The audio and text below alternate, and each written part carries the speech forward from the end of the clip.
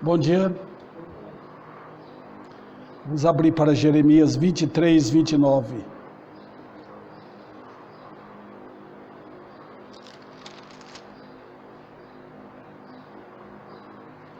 Onde diz: não é a minha palavra fogo, diz o Senhor, e martelo que esmiuça a penha? Dá-nos tua graça mais uma vez, Jesus, porque tua é a palavra, somos apenas enviados a pregar, e é um privilégio ser porta-voz do Senhor. Comunica a tua palavra aos corações que estão sedentos da verdade, que querem apoderar-se da palavra de Deus, que querem alimentar da justiça tua, que querem comer o pão da alma, o pão que satisfaz o coração. Então, nesta manhã, cerca-nos da tua alegria, do teu prazer, da tua felicidade que está com aqueles que te seguem e te servem.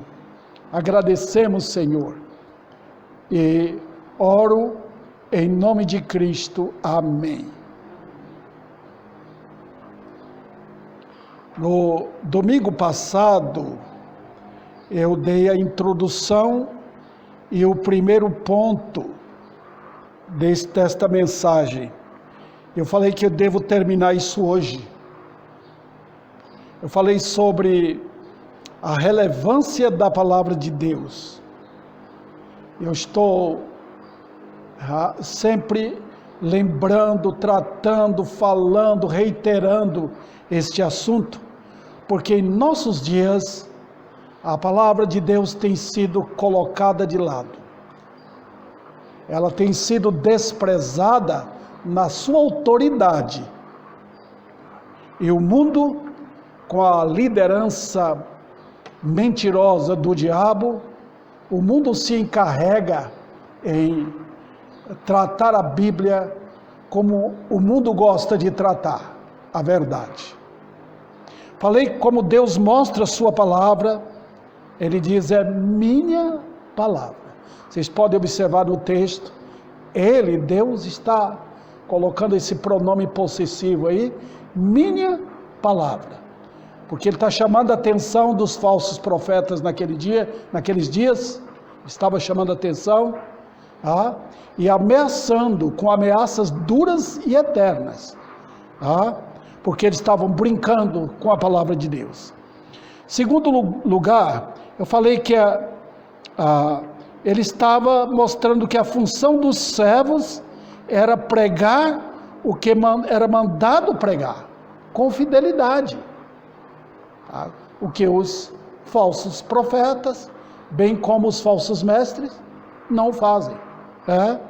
Pregar com fidelidade, não ficar inventando, é dar a água como Deus trouxe do céu, não colocar açúcar, não colocar outra coisa no pão, é dar água e o pão como deve ser. Então, ele mostra aqui com uma linguagem incrivelmente bela, que soa bem aos nossos ouvidos. Ele fala que a sua palavra ela deve ser pregada em sua pureza, senão era como jogar palha para o povo. Outro detalhe, colocar-se como mensageiro de Deus e pregar invenções do coração é extremamente perigoso, não só para o mensageiro, como é também para os outros que ouvem, porque está inventando, é mentira. Então, essas duas atividades aqui ele mostra que a palavra tem o poder consumidor.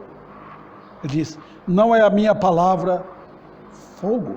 E vocês sabem muito bem o que o fogo faz. A função do fogo é consumir. E ele diz que a palavra também tem o poder destruidor, martelo que esmiuça a pena.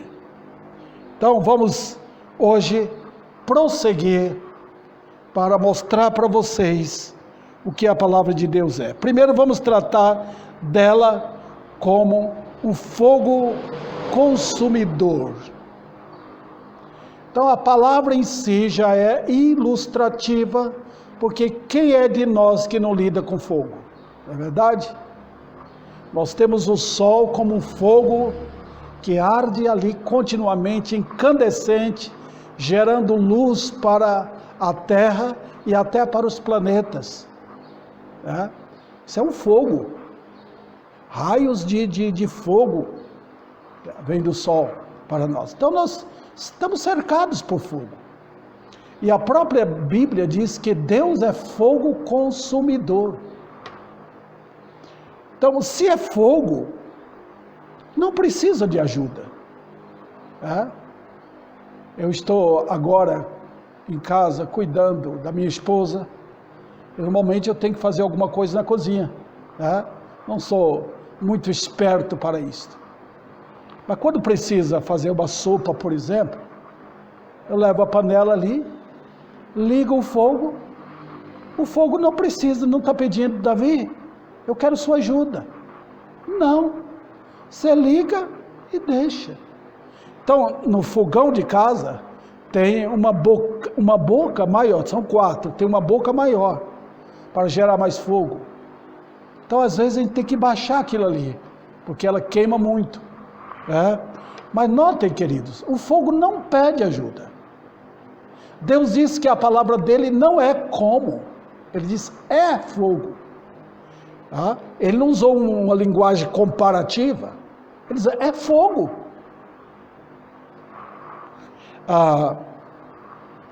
Obviamente, como fogo, a palavra de Deus, ela tem 2 funções: purificar e consumir. Para os crentes, a palavra de Deus é um fogo purificador. Purificador. Já viu? Eu tenho pregado aqui, eu creio que todos os pastores que querem pregar a palavra de Deus com sabedoria e poder, sabem como muitos não aguentam o fogo que a palavra de Deus é. Então eles correm, porque queima. Queima mesmo. E o diabo tem medo da Bíblia. Os homens no pecado têm medo da palavra, porque ela é fogo, ela queima a consciência.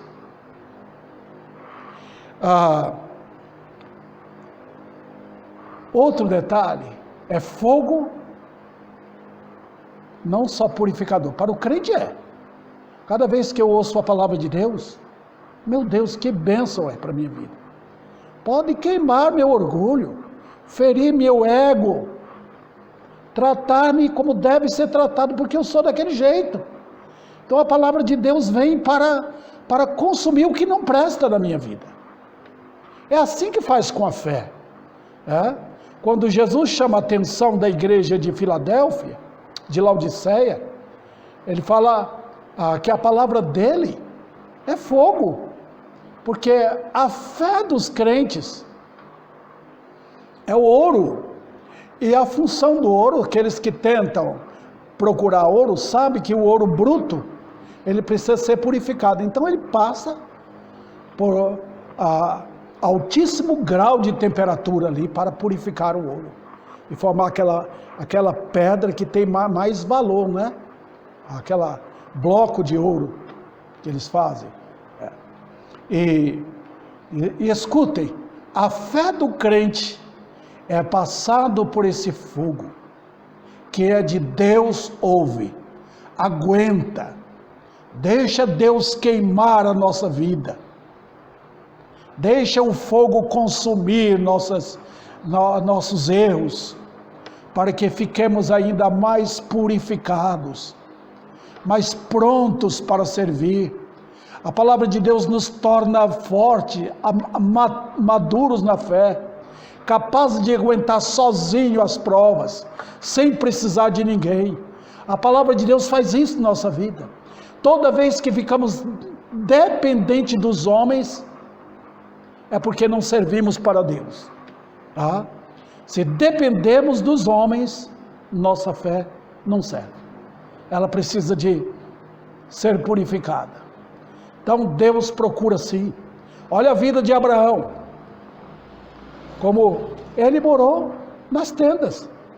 Ele não foi igual a Ló, que foi armando tendas até chegar em Sodoma. Em Sodoma, Ló não serviu. Serviu apenas para ser juiz. Não foi igual a Abraão. Abraão sozinho estava com Deus. E de longe, ele pôde orar pelo sobrinho dele. Quando nós aguentamos a prova andando com Deus, nós somos hábeis para servir aos outros, assim como Abraão foi. Então, irmãos, fogo é assim, purificador. A pessoa que diz que é crente e não aguenta o fogo da palavra de Deus, não pode ser um crente verdadeiro. Se fugir, é porque não suportou. Então, a palavra de Deus também é um fogo consumidor. Isso aqui eu quero lembrar aos irmãos. Eu me lembro quando eu era jovem, eu trabalhava lá em São Paulo, em 1900, foi em fevereiro, vai fazer agora, não sei quantos anos, né? Que o Joelma, aquele prédio ali, no centro de São Paulo, pegou fogo. O fogo foi do 9º andar para, sempre assim, o fogo sobe. E onde tem abertura ele vai subindo. Né? E muita gente morreu, muita gente. O povo tentava subir, correr lá para o último andar. E o fogo foi atrás deles. Né? Muitos se atiraram de lá de cima para ter uma morte mais rápida. E o resultado final foi desastroso. Muitos corpos carbonizados lá em cima. Foi drástico aquilo. Né? Paralisou São Paulo, aquela ocasião. É só para mostrar para os irmãos o quanto o fogo é consumidor. Significa o quê? Vamos voltar à palavra? Significa o quanto a palavra de Deus é capaz de fazer sozinha. Então, quando um pregador prega, ele está como que ligando o fogo. Ele está saindo fogo da boca dele. Porque a palavra de Deus é assim. Então, o pregador não precisa preocupar. Quando ele tem suas ideias próprias, ele apaga o fogo. Ela apaga. Ele tem seu sistema. Ele tem o seu mecanismo de ação. Ele tem suas habilidades próprias. Então ele tem a linguagem psicológica dele, ele tem a sabedoria dele, ele tem o jeito de lidar com as pessoas. Então não precisa da palavra de Deus, porque o povo vem atrás disso. O povo quer um líder, o povo quer seguir alguém que possa mostrar para eles como a coisa deve funcionar. O povo gosta disso. Mas a palavra de Deus na boca dos profetas é como fogo consumidor. Eu me lembro, e vocês lembram também, João Batista, é o texto bíblico. Nós temos que estar continuamente em harmonia com a história bíblica. Faz bem para nós, muito bem. Então lembra de João quando pregava? Amedrontou o povo. Muitos correram para ele com medo. Porque em tudo a palavra de Deus mostra quem é Deus. Se você falar só de amor, você não fala de juízo, você não aciona o fogo. Você tem que acionar o fogo para queimar o orgulho do homem. Então, lembra quando Jesus pregava? Quando ele mencionava a palavra dele como fogo. Então, normalmente, os judeus arrogantes, quando queria alguma coisa, vamos dizer assim, de milagre de Jesus, eles ficavam perto, queriam correr atrás dele, buscando isso, buscando aquilo. A multidão o envolvia, cercando, pedindo para ele fazer milagres. Na bondade dele, ele servia o povo. Mas quando ele abria a sua boca e mostrava a verdade, Então, quando o fogo da verdade era acionado, o povo ficava distante, ficava com medo. O próprio Senhor Jesus Cristo é assim. Os olhos dele são mais fortes no poder julgador dele do que o sol ao meio-dia. E os irmãos sabem o que é o sol ao meio-dia. Então os olhos prescrutadores, os olhos penetrantes do Senhor Jesus Cristo são mais poderosos do que o sol ao meio-dia. Então sua palavra fuzila mesmo. Então, queridos, o que ela faz? Quando ela sai da boca de Deus, ele fala, assim é a palavra que sai da minha boca. Então é mistério que o pregador pregue só o que está escrito. Não invente. O povo vai gostar do que o pregador fala quando ele fica inventando. Mas quando ele abre a Bíblia e começa a pregar o que Deus está falando, só o que Deus fala, então é a palavra que saiu da boca de Deus. Notem os profetas. Veja Elias, quando ele enfrentou aqueles mais de 400 profetas de Baal, sozinho, mandou fazer aquele altar, e ele falou tudo em nome de Deus. Agora cai fogo do céu, e lambeu toda a água que estava em volta no rego que estava nos regos que estavam em volta do altar, lambeu tudo, falou em nome de Deus. Elias estava como que dizendo, não sou eu que estou falando, isso é de Deus. Então quando aqueles homens pregavam, eles diziam, assim diz o Senhor. Quando Jeremias pregava, era assim diz o Senhor, era a palavra que saía da boca de Deus. Ela também, irmãos, funciona como o quê? Chega para destruir todo o programa normal do diabo neste mundo. E é aí que encontramos a oposição tremenda do diabo no mundo. Quais são as funções do diabo neste mundo? Ele quer o mundo dele. Satanás nunca vai querer melhorar o mundo, ele quer piorar. Ele tem os bares, eles têm um programa de destruição de família, tá? Ele tem os ensinos deles, é o programa do mundo.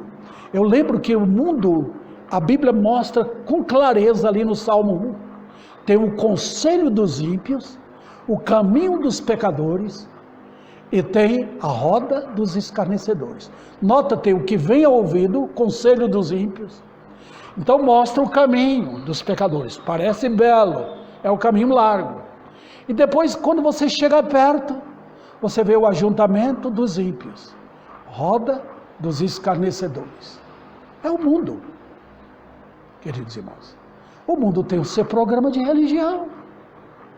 Se vocês olhassem, se vocês pudessem fazer uma visita a Sodoma e Gomorra, era linda a cidade, tinha de tudo. Todo o programa que o mundo acha bonito, trabalhar, construir, casar, dar-se em casamento, plantar, fazer de tudo, tinha em Sodoma. Tudo. E você poderia olhar como um repórter e dizer, a cidade é boa, cidade boa para morar. Esse é o ponto de vista do homem, na reportagem do homem. Mas quando Deus apresenta, Deus diz, tem que sair, vou destruir a cidade. Está vendo? O que é normal para nós do mundo, Deus diz, é motivo da ira dele. O fogo deveria cair do céu, para destruir aquele povo corrompido dali, como de fato aconteceu. Só tinha um escape, corra para as montanhas, corra para o monte, fuja dali, porque Deus vai destruir. Outro detalhe, queridos irmãos, sempre liguemos a Bíblia com a Bíblia. Em 2 Pedro, capítulo 3, o que é que Pedro fala? que este mundo agora está marcado para o fogo. Deus não tem outro plano para melhorar o mundo. Não tem. Olha Babilônia, como foi destruída. Deus diz para sempre. Ninguém vai reconstruir Babilônia. Ninguém. E destruiu. As largas muralhas de Babilônia foram todas destruídas. Foi afundada naquela linguagem, lá no rio Eufrates, na fundura do rio. O que Deus vai fazer com este mundo? Destruir tudo pelo fogo da sua ira. Dá uma olhada em Apocalipse, capítulo 6 em diante. Vai até o capítulo 19. Deus narrando a sua jornada de terror que Ele trará do céu contra a impiedade, contra este mundo maligno. É a chamada na Bíblia a grande tribulação. Como é que nós podemos, irmãos, o que nós podemos esperar de um mundo melhor? Talvez melhor em alguns aspectos sociais. Talvez o governo possa acionar emprego, arrumar estradas, né? Ligar o país de uma ponta a outra, trazer uma vida melhor, mais cômoda para o povo. Pode ser. Isso é até dádiva de Deus. Mas sabe, o mundo é o mesmo. O mundo é cheio das suas corrupções, de mentiras, de idolatrias, de imoralidade, de roubo, de inveja, de maldade, de crimes.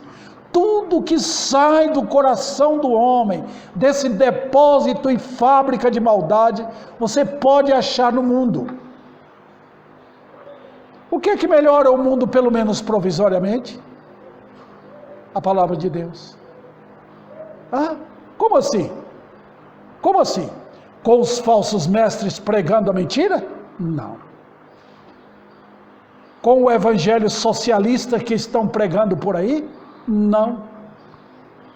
Com o evangelho ecumênico, quando todos dão as mãos e oram todo mundo? Não. Isso é obra do diabo. O que o evangelho bíblico faz? O evangelho bíblico queima o mundo. Queima. O fogo desse evangelho penetra em todos os ramos dessa sociedade paganizada. Fazendo o quê? Queimando. Queima os bares, fecha os motéis, dissipa as enfermidades que vêm por causa do pecado dos homens. O evangelho faz isso. O evangelho dissipa as maldades, os crimes, quando homens se convertem. Muda tudo, queridos irmãos. O evangelho vem destruir o que está destruindo as famílias, unir as famílias, trazer temor, respeito a Deus. Quem tem mudado o mundo é o mundo? Não, o mundo é corrupto nele mesmo. Não se pode melhorar algo corrompido. Você não pode melhorar uma batata quando ela está estragada. Ela é corrompida, ela vai corromper outros mais ainda, outras batatas. Então, queridos, o mundo, ou o fogo da palavra de Deus, é assim. O que temos hoje é palha. Palha. Não é verdade. Então, ela tem, ou a palavra de Deus tem incendiado cidades, aldeias, destruindo toda mentira, maldade do diabo. Eu li, queridos irmãos, a respeito de uma aldeia, ou várias tribos, acho que eu falei para os irmãos acerca desse livro. O missionário foi, o que havia ali era canibalismo, maldade, um mentindo contra o outro, traindo, e ainda usando a carne dos seus rivais para se alimentar, fazendo churrasco, e festa, com tanta maldade. O evangelho entrou e queimou toda esta obra do diabo, usando essas pobres almas para trazer tanta perversidade uns com os outros. O Evangelho queimou tudo isso. Onde foi que o Evangelho, a palavra de Deus não entrou, que não mudou? Olha homens malignos, batendo nas esposas, como eles são transformados. Olha as mulheres vadias, traidoras. O que Deus faz quando elas se convertem? Olha onde tem guerra. A palavra de Deus queima a guerra e traz paz. Olha onde entra a imoralidade, como o Senhor traz pureza de coração. Onde tem a mentira, que Ele destrói a mentira e implanta a verdade. Onde tem desconfiança, o Evangelho chega e coloca verdadeira confiança mútua. Porque o Evangelho queima a maldade, mas não queima a justiça, não queima o amor. Ela prepara tudo, assim como um dono de uma terra queima o que não deve ter ali, as ervas daninhas, para plantar o que convém, o que é necessário. Assim é o Evangelho. Também, irmãos, o que ela fez pelo ministério dos apóstolos no dia de Pentecoste, quando aquela calma do diabo tomava conta de Jerusalém, quando todos os inimigos pensavam que Jesus era um morto, já um defunto que já tinha apodrecido no túmulo, de repente, olha a notícia, aqueles homens de Deus levantando no poder do Espírito para pregar com todo vigor que Jesus ressuscitou. Foi um incêndio em Jerusalém, e aquele incêndio passou para toda a Judéia, entrou na vizinha Samaria, e foi pela Ásia, pela Europa naquele tempo, tomando tudo, todas as terras, e colocando o mundo de cabeça para cima. Está vendo o que o Evangelho faz, irmãos? Também, irmãos, o que ela fez no dia de Pentecoste, o que ela fez em Tessalônica com Paulo e Silas, quando eles entraram lá, era um povo marcado pela idolatria. A Grécia toda, não obstante a sabedoria, a riqueza, a cultura daquele povo, era um povo idólatra.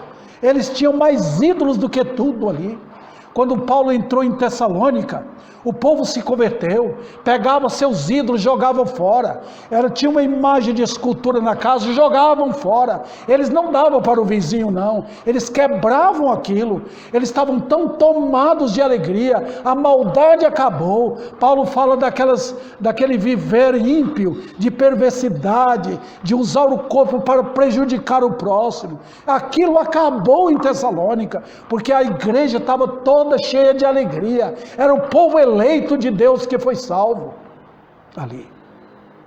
Olha o que aconteceu, irmãos, ali narrado em Atos capítulo 19, naquela cidade, se não me engano em Éfeso, quando o povo estava ali, e a Bíblia fala que o povo pegava os seus livros de feitiçarias e queimava todos. Eles não vendiam para ganhar dinheiro, não.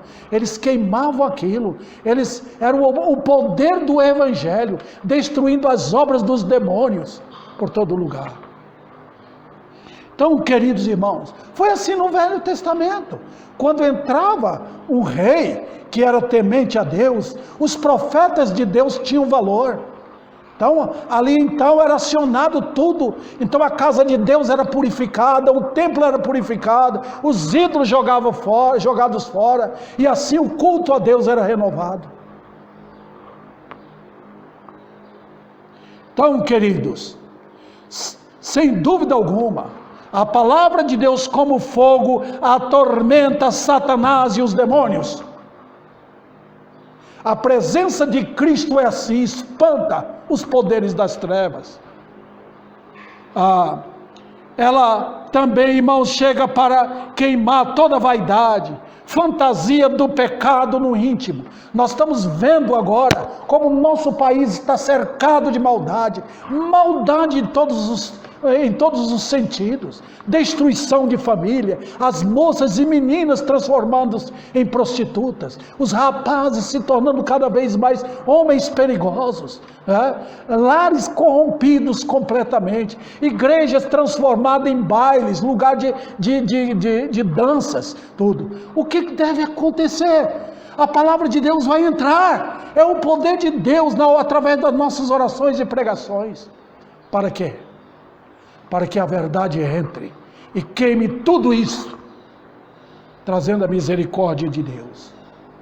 Olha, a pequena mensagem, a breve mensagem de Jonas, lá em Nínive, foi suficiente para Deus descer em sua onda de misericórdia, e atingiu a cidade toda, e toda aquela cidade se arrependeu das suas maldades. Então, queridos irmãos, ela é, sem dúvida, insuportável para uma alma enganada. Ela faz homens e mulheres gritarem e pedirem socorro. Eu já tive aqui na minha igreja, meninos, gritando aqui, pedindo socorro. Nós tivemos um homem que correu para o banheiro da igreja um tempo, e lá começou a gritar no banheiro, por causa das suas maldades. Deus faz isto. A palavra de Deus atormenta uma alma culpada, uma consciência culpada. Quem não é convertido de coração não suporta o poder da palavra de Deus, não suporta. Nós temos também, queridos irmãos, como a palavra de Deus paralisou a festa de Belsazar, narrada ali no capítulo 5 de Daniel, uma história bem conhecida aqui dos irmãos, né? Então, o que aconteceu? Toda festa, toda barbúrdia, toda alegria carnal, mundana, estava ali. Aqueles homens bebendo, usando os vasos de Deus, que foram levados de Jerusalém para a Babilônia, para serem guardados até o dia da volta. Ele foi arrogante, ele desafiou a Deus, o rei Belsazar. O que aconteceu? Deus parou a festa, Deus cancelou a festa, e trouxe, ao invés de alegria, trouxe terror, ao invés de vida, trouxe a morte. Também, irmãos, queimou a consciência culpada do governador Félix. Paulo, ele não fazia da prisão dele um lugar de descanso, era um lugar onde ele punha o seu púlpito em ocasiões necessárias e pregava. Ele não importava se ele estava preso, se tinha um guarda do lado direito ou do lado esquerdo dele. Ele tinha a palavra de Deus. Ele diz lá em Filipenses: me prenderam, mas ninguém pode prender a Bíblia, ninguém pode prender a palavra de Deus. Então, Paulo era assim. Então, quando ele pregou lá, que o Félix veio para ouvi-lo, aqueles reis, normalmente eram homens assim, é igual todo político, normalmente, né? Aproveitando a oportunidade, roubam do povo, e investem neles com uma vida de miséria, de maldade, tá? De sexo, mulheres à vontade, aproveitando do benefício que eles têm. Então, quando ele ouviu, Paulo não lidou com ele falando: olha, você não quer fazer uma decisão para Cristo? Não, Paulo pregou sobre domínio próprio. Aqueles homens não tinham domínio próprio. Ele pregou também sobre justiça, e aqueles homens eram injustos no viver. E ele também pregou sobre a ira vindoura. O que é que Félix fez? Com medo. Falou: depois eu vou ouvir, agora não. Correu. E parece que ele nunca mais teve oportunidade. Então o fogo chegou, queimou a consciência daquele homem, fê-lo correr dali. Também, irmãos, fez com que Caim ficasse atormentado. Caim matou seu próprio irmão, um crime terrível, que Deus falou: o sangue do teu irmão clama a mim, desde a terra. Já imaginou? Olha o que o mundo fez com Jesus. o sangue do Filho de Deus. Tá? E ali estava Caim, correndo, fugitivo, um errante, um louco, que Deus deu prazo para ele, alargou a vida dele, para ele construir o seu tão sonhado mundo que foi destruído pelas águas. No pecado, irmãos, pode ter certeza, os homens têm medo da palavra da verdade. O evangelho falso, humanista, não atormenta ninguém. Todo mundo gosta, todos querem saber que vão para o céu, todo mundo quer um lugar lá para a aposentadoria eterna deles, né? Mas quando a palavra de Deus chega e mostra os seus pecados, seus caminhos tortuosos, eles odeiam um evangelho desse. Então, o que é que devemos fazer? Primeiro, Deus ordenou que seus ministros preguem a palavra. Preguem com poder. Pode pregar, não tenha medo. Deus tem um meio dele de lidar com o povo. Segundo lugar, Ele quer que a igreja ame e receba a palavra dele com alegria, com prazer. A Bíblia deveria ser um motivo de festa. A recepção bem calorosa. O que é que esse pastor está pregando? É a palavra de Deus? Então vou receber. Mas ela é maravilhosa.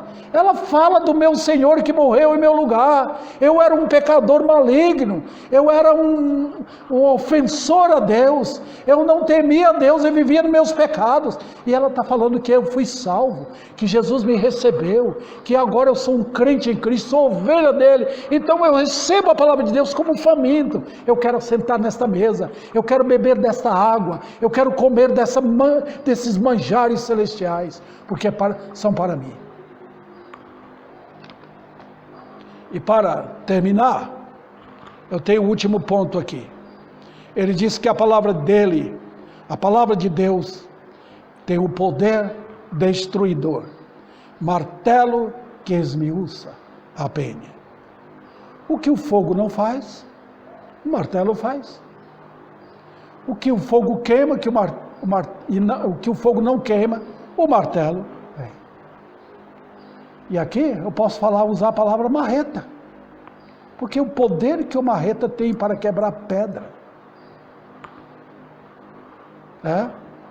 o que o fogo não faz, a marreta de Deus faz.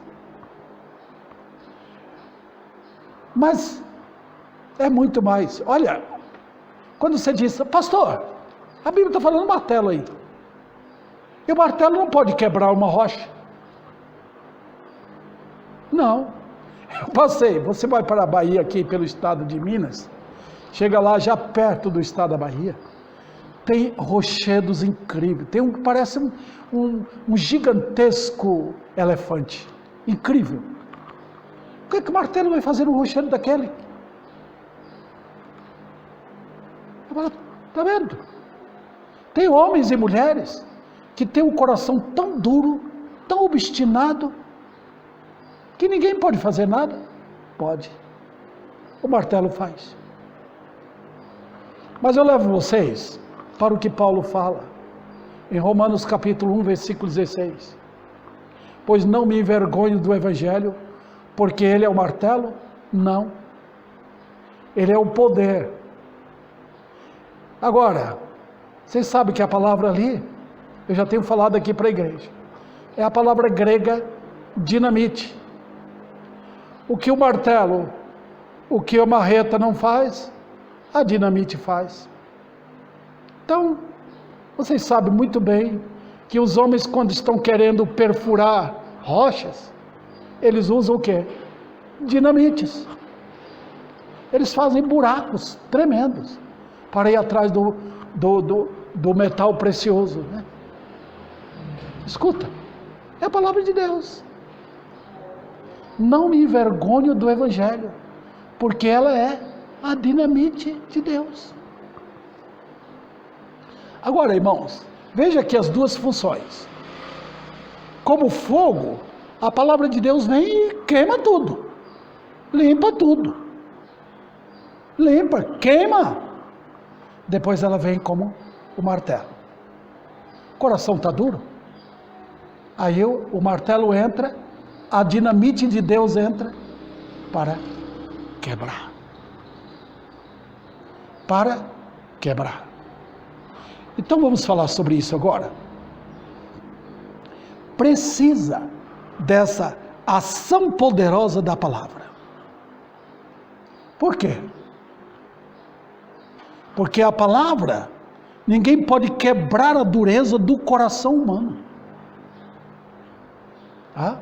Você pode levar um homem a ser um membro da sua igreja, cortejar o culto, achar bonito, se tornar assim, ter um crente que aprende aos hinos da igreja, ser batizado, mas mudar o coração do homem?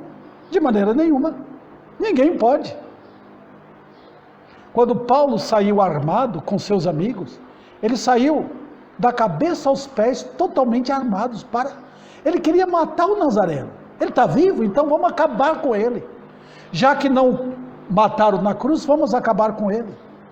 Como não achava Jesus, queria matar e prender os crentes. O que foi que fez com que Paulo caísse no pó? Foi um cego. Durante 3 dias Deus lidou quebrando o seu coração. Ninguém sabe o que aconteceu naqueles 3 dias. Que aquele homem ficou ali, no deserto sozinho, com Deus quebrando a dureza do seu coração. Levantou-se dali um novo homem. Paulo, o arrogante Saulo, morreu. Olha, queridos, todas as nossas tentativas para lidar com o ser humano é como água, não resolve nada. Eu vejo hoje os argumentos, a psicologia que é usada, mudar o evangelho. O povo hoje está lutando, fazem grupos, vamos mudar vidas. Tem igrejas hoje mexendo com seres humanos, tentando restaurá-los da sociedade. Para aquele que estava passando fome, entra numa igreja agora, Deus mudou a vida dele, era agora um melhor cidadão. Isso é evangelho social, irmãos. Enquanto o Espírito de Deus não operar, não tem salvação. Não tem. É quando o poder de Deus toma a palavra dele, da boca de um profeta, ou ela sozinha. Se não tiver ninguém para pregar, Deus tem salvado milhares e milhares dos eleitos dele sem nenhum pregador. Nenhum. Ele é o pregador por excelência. Ser pregador do evangelho é misericórdia, irmãos. Não é motivo do meu orgulho, satisfação. Paulo diz: ai de mim se eu não pregar o evangelho. Então não é para inventar. Não é para criar um grupo, para dizer que nós vamos fazer para alcançar. Não. A Bíblia manda pregar. E a função de pregar está com pregadores chamados por ele. Pregar. E vocês sabem o que significa o verbo pregar. Pregação é autoridade. Quando você bate o martelo, ou com um martelo no prego, você está batendo com autoridade para o prego entrar. É isso que é pregação. Você está furando o coração. Você está quebrando o coração. Você está penetrando onde ninguém pode entrar. É na alma. É lá no santuário, onde o homem se oculta. Por fora ele parece, olha aqui, alguém ali, mas você não conhece o homem por dentro. É lá dentro que Deus penetra. Então é a palavra dele. Eu não tenho que me preocupar. Eu prego a palavra. Deus faz o trabalho dele. Eu sou apenas instrumento. É claro, irmãos, óbvio, que quando Deus usa, ele dá um coração de um cheio do poder dele. O homem que prega sem poder nenhum, não tem razão de estar no púlpito. Tá? O coração do pregador tem que ser um tipo de um vulcão, que quando ele vai pregar, o vulcão está em erupção. Ele prega no poder para que as lavas da verdade saiam. Não pode ser um molenga, não. Tem que ser um homem que crê. É convicção, senão não prega. Tem que ter fogo, tem que ter zelo para pregar. Tem que estar pronto a ficar sozinho, odiado por todos.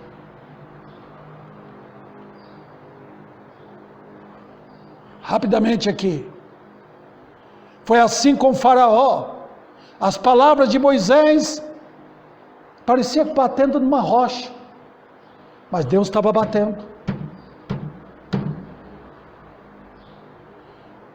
Os mais obstinados corações foram quebrados pelo poder dinamitador da palavra. Quando Deus opera, coração se transforma em manteiga. Deus mudou o coração de um pagão como Nabucodonosor. Pastor Daniel falar. Deus, no tempo dele, tratou com ele. Nossos corações também não eram diferentes. Quem está aqui que não teve um coração endurecido? Eu tive. E Deus teve que tratar comigo. Me chamaram assim. Então, queridos, não há poder nenhum que possa se endurecer contra a dinamite da palavra de Deus.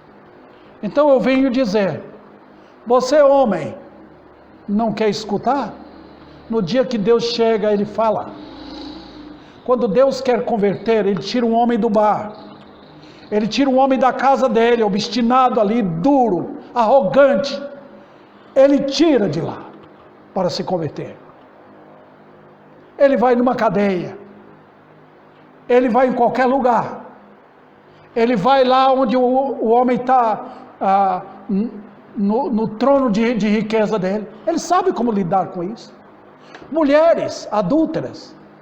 Olha o que ele fez com aquela mulher, que ela chegou chorando aos pés de Cristo. Saiu dali como uma nova criação. Olha o que ele fez com aquele ladrão na cruz.